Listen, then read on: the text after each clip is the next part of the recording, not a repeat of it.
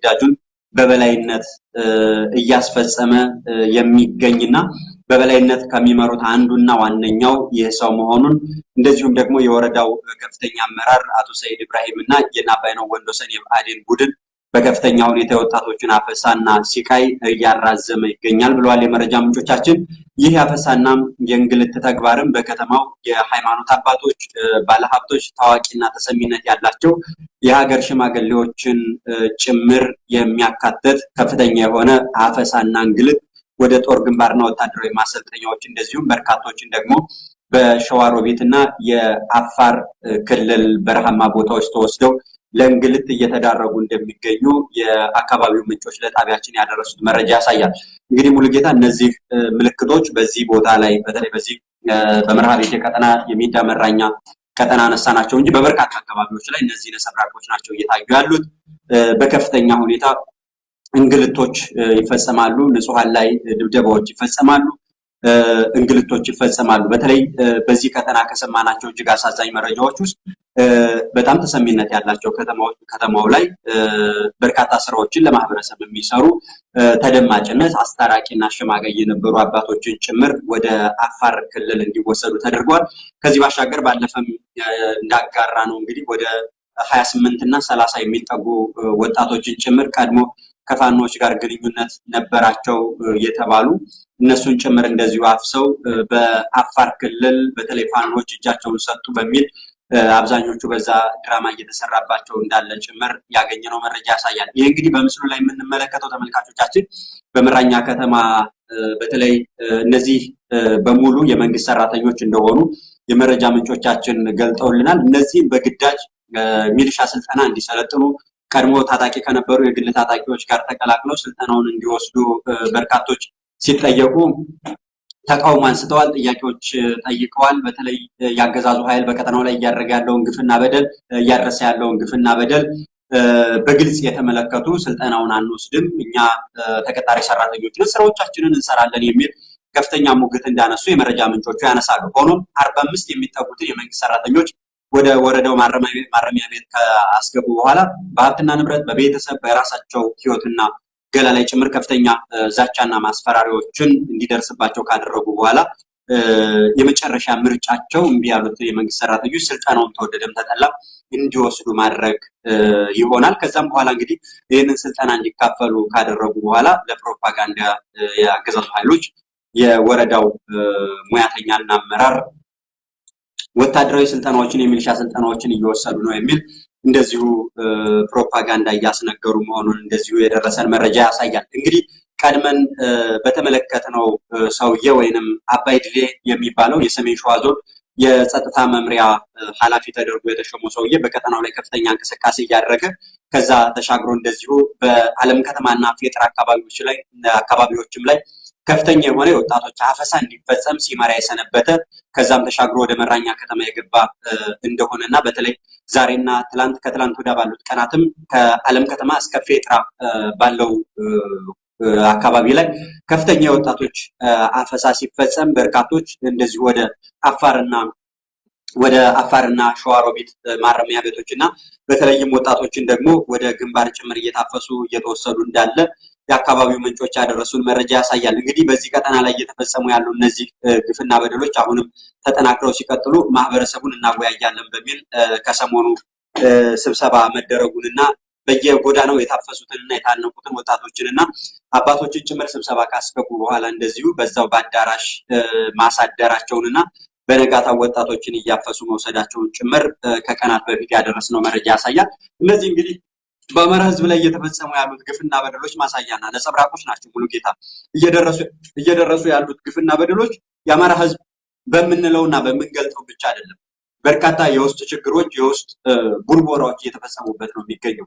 ኢኮኖሚው እንዲደቅ፣ ማህበረሰቡ እንዲዋረድ፣ ሀብትና ንብረቱ እንዲወድም፣ ታሪክና ማንነቱ እንዲጠፋ ከፍተኛ ስራዎች እየተሰሩ ነው የሚገኙት። እነዚህን ስራዎች ደግሞ በተለይ ማህበረሰቡ እንዲሞግት፣ ወጣቶች እንዲቀላቀሉ ጥሪ እየቀረበ ነው የሚገኘው። ከነዚህ ሁሉ ደግሞ በተለይ ዛሬም በርዕሰ ጉዳይነት የመጣንበት ስርዓቱ በከፍተኛ ሁኔታ ወደ ጥፋትና ውድመት መግባቱ የጥፋት ቡድኖችን በሽብርተኝነት የተፈረጁትን ጭምር ወደ አማራ ህዝብ ጥፋት እንዲመጡ ከፍተኛ ጥሪ እያደረገ የመጨረሻውን የጥፋት ዓላማውን እያስፈጸመ እንዳለ በቅርብ የምንመለከታቸው ናቸው።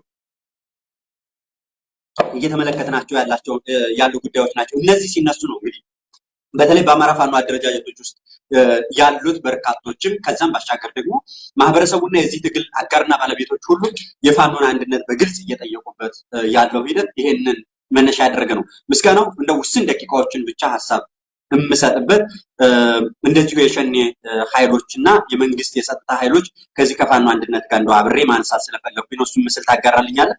እንግዲህ ሙሉጌታ እንደምናስታውሰው የሸኔ የሽብር ቡድን በሽብርተኝነት ተፈርጆ በራሱ በአገዛዙ ኃይል ፓርላማ ነው በሽብርተኝነት የተፈረጀው።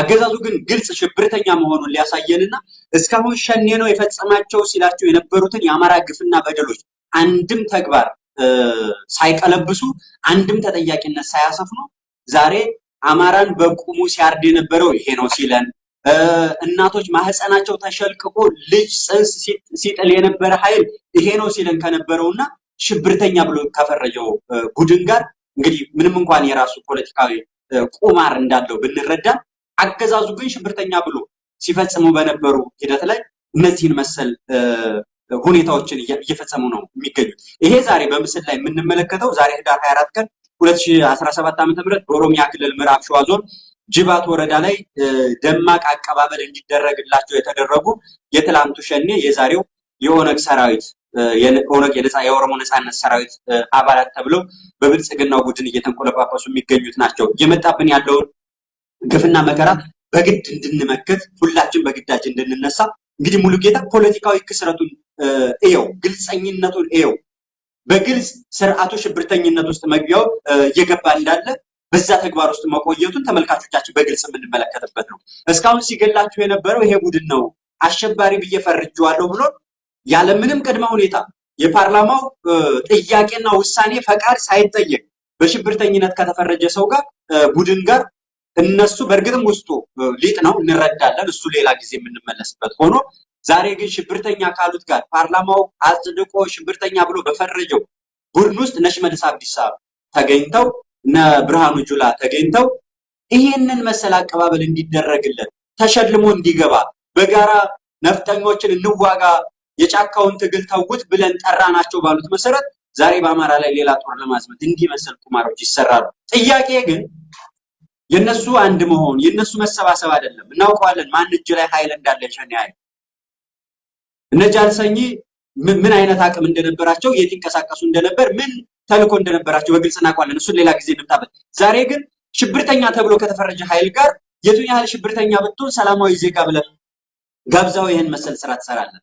አማራ የቱን ያህል ጠላት ተብሎ ቢፈረጅ እንዲህ አይነት አቀባበል እንዲደረግለት ያለ ፓርላማ ፈቃድና እንቅስቃሴ እንዲመስል ስራዎች ይሰራሉ። የፓርላማው ተግባር ምንድነው ለነሱ? ዛሬ ውይይቶች ነበሩ። ፓርላማ ሙሉ በሙሉ ባይሰበሰብበት እነዚህ ጉዳዮች አልተነኩም። ስለ ፍትህ ስለ ስርዓት እናወራለን የሚሉ ያገዛዙ ተቋማት ይሄንን ሲነኩት አንመለከትም። ስለ ሰብአዊ መብቶች ስለ ህግጋት መከበር እናወራለን የሚሉ ግለሰብና ቡድኖች ተቋማት ይሄንን ጉዳይ ሲያነሱት አልተመለከትም። እየሆነ ያለው ግን ፍላጎትና ሐሳቢያቸው በስርዓቱ በኩል ማንም ይሁን ማንም ከኛ ጎን ሆኖ ለአማራ ማጥፊያነት መሰለፍ አለበት የሚለው ነው እንዲያዝ ነው። ይሄ ነው እያደረጉ ያለው። ህግና ስርዓት እዚህ ጋር ልንቆጥረው ባንችልም በዚህ ስርዓት ውስጥ አሸባሪ ነህ ብሎ ከተፈረጀው ኃይል ጋር ያለምንም ቅድመ ሁኔታ የሀገሪቱ ጠቅላይ ኤታማዦር ሹም ነኝ ባይና የኦሮሚያ ክልል የጭፍጨፋ ቡድን መሪው ሽመልስ እነዚህን ሰዎች ሰብስበው እንዲህ መሰል አቀባበል ያደርጉላቸዋል። በመድረክ መሃል አዲስ አበባ ተጠርተው ያን የመሰለ ዝግጅት ድግስ ተደግሶ አቀባበል ይደረግላቸዋል። እነዚህ ሁነቶች እንኳን አያመጡንም ወይ ወደ አንድ ሙሉ ቤታ? እነዚህ ሁነቶች እንኳን ምንም እንኳን ቀድሜ እንዳነሳሁት ውስጡ ሊጥ ቢሆንም ይሄ ጉዳይ ፍላጎትና ሐሳቢያቸው የዛሬ የተግባር ጅምሮቻቸው ግን የፋኖ ኃይል ምንድነው የሚሰራው? ዛሬ ከክልሉ ጦርነቱን ማውጫ መቼ ነው ብሎ ነው የሚያስበው? ተወደደም ተጠላም ያገዛዙ ኃይል የአማራ ህዝብ ደጅና ግቢ ውስጥ ጦርነቱን አድርገህለት ትምህርት ቤቶቹ እንዲወድሙ እያደረክለት ጤና ተቋማቱ እንዲወድሙ እያደረክለት ፋብሪካዎች እንዳይሰሩ አርሶ አደሩ እንዳያመርት ነጋዴው እንዳይነግድና ማህበረሰቡ ተንቀሳቅሶ መብላት እንዳይችል እስካረክለት ሌላ ፍላጎት የለውም። ግልጽ ፍላጎቱ ያገዛዙ ይሄ ነው። ጦርነቱን ለአንዴና ለመጨረሻ ጊዜ ከአማራ ህዝብ ጉያ አውጥተህ ሌላ ሜዳ ላይ መጫወት እስካልጀመርክ ድረስ የሚያጣው ነገር የለም። አልቲሜት ግቡ አማራን ማንበርከክ፣ አማራን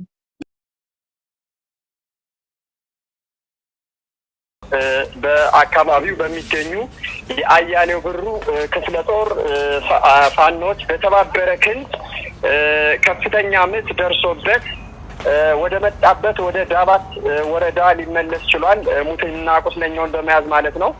በተመሳሳይ በትናንትናው ዕለት ደቡብ ጎንደር አካባቢ ከደብረ ታቦር ወደ ጋሳኝ ሲንቀሳቀስ የነበረ የአገዛዙ አራዊት ሰራዊት በጉና ክፍለ ጦር በመቅደላ ብርጌድ ጋሳኝ አካባቢ ላይ በተወሰደ የደፈጣ እርምጃ ከፍተኛ ጉዳት ደርሶበት ሊመለስ ችሏል። በዛሬው ዕለት ደግሞ ማዕከላዊ ጎንደር ላይ ደጎማ የሚባል አካባቢ ከደጎማ ተነስቶ ወደ ማክሰኝት ሲንቀሳቀስ የነበረ የአገዛዙ አራዊት ሰራዊት ወንበር ጠባቂ ቡድን በድልበር ብርጌድ በተወሰደ የ30 ደቂቃ የደፈጣ እርምጃ ተመትቶ ወደ ኋላ ሊመለስ ችሏል።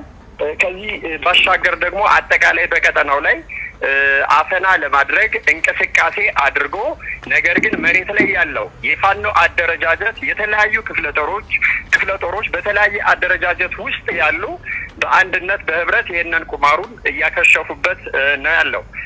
እኛ የሆነ ትንቅንቅን እየፈጸምን ነው የምንገኘው። የተለያዩ ክፍለ ጦሮች የተለያዩ አደረጃጀቶች በአንድነት የጠላትን ቁማር እያከሸፍን ያለንበት ሁኔታ ነው ያለ። አመሰግናለሁ። የአማራ ፋኖ በጎንደር ምክትል የህዝብ ግንኙነት መምሪያ ኃላፊ ፋኖ ሀቃለው ጸጋ አለባቸው። እንደው አገዛዙ በተለያዩ ቦታዎች በተለይ ደቡብ ጎንደርም ቅድም በጠቀስካቸው ማዕከላዊም ሰሜን ጎንደርም ከፍተኛ እንቅስቃሴ እያደረገ ነውና የዚህ ሁሉ እንቅስቃሴ ድል እያገኘ አይደለም። ነገር ግን እንቅስቃሴ እያደረገ ንጹሃንን እየገደለ ነውና ይሄን እንዴት ነው እያያችሁት ያላችሁት? እርግጥ ነው አሁን የጠቀስካቸው ቦታዎች እንዳሉ ሆኖ አጠቃላይ በጎንደር ጠቅላይ ግዛት ማዕከላዊ ጎንደር፣ ምዕራብ ጎንደር፣ ደቡብ ጎንደር፣ ሰሜን ጎንደር አጠቃላይ በሁሉም መዳረሻዎች ላይ የአማራ ፋኖ በጎንደር የሚገኝባቸው ማዕከላዊ ጎንደር አድዋ ክፍለ ጦር፣ ምዕራብ ጎንደር አጣናዋሴ ክፍለ ጦር፣ ሰሜን ጎንደር ላይ የተለያዩ ክፍለ ጦሮቻችን እንዲሁም ደግሞ ንስር በለሳ ቅጣው እጅጉ ክፍለ ጦር፣ ዞዛምባ ክፍለ ጦር እንዲሁም ደግሞ ደቡብ ጎንደር ላይ በብዛት የሚንቀሳቀሰው የአማራ ፋኖ በጎንደር አካል የሆኑት ክፍለ ጦሮቻችን ላይ አፈና ለው አካል በትብብር በአንድነት ይሄንን ቁማሩን በዜሮ እያባዛበት እንደውም የተሻለ አቋም ላይ እንዲገኝ እያደረገ ነው የሚገኘው። አመሰግናለሁ። በእኔ በኩል በጥያቄ ያልተነሱ ቢተላለፉ የምትላቸው መልእክቶች ካሉ ድሩን ልስጥ። አመሰግናለሁ። ምንድነው ልል የምችለው ጠላት በዚህ ሰዓት በየትኛው መንገድ አማራን እንደ አማራ ከምድረ ገጽ አጠፋለሁ ብሎ ተነስቶ እየተንቀሳቀሰ ባለበት ሆዳደር የሆኑ አማሮች ሚሊሻና አድማ ብተና እንዲሁም ደግሞ ሌሎች በብር ጭንቅላታቸውን በሆዳቸው የሸጡ አካላቶች ለአገዛዙ እያደሩ አማራን ለማስበላት 24 ሰዓት እየደከሙ ያሉ አካላቶች አሉ። መታመን ያለበት ህዝብን ያሸነፈ አገዛዝ የለም። ይህ አገዛዝ ይህ ፋሽስት ቡድን በህዝብ እንደሚሸነፍ ምንም ጥርጥር የለንም። እነኚህ አካላቶች ከቆሻሻ ድርጊታቸው ቢታቀቡ ቢቆጠቡ ማለት እንፈልጋለሁ። ከዚህ በመቀጠል ደግሞ ያገዛዙ ወንበር ጠባቂ አካላቶች በንጹሃን ላይ ከፍተኛ የሆነ መከራን እየወረዱ ነው የሚገኙት። የአርሶ አደሮችን ሰብል እየወደሙ ነው የሚገኙት። ንጹሃንን ወጣቶችን በጅምላ እያፈሱ በጅምላ እየረሸኑ ነው የሚገኙት።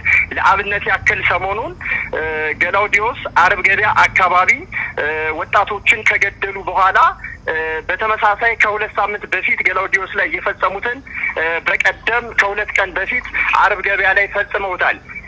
ይህንንና መሰል አስነዋሪ ድርጊትን በንጹሃን ወገኖቻችን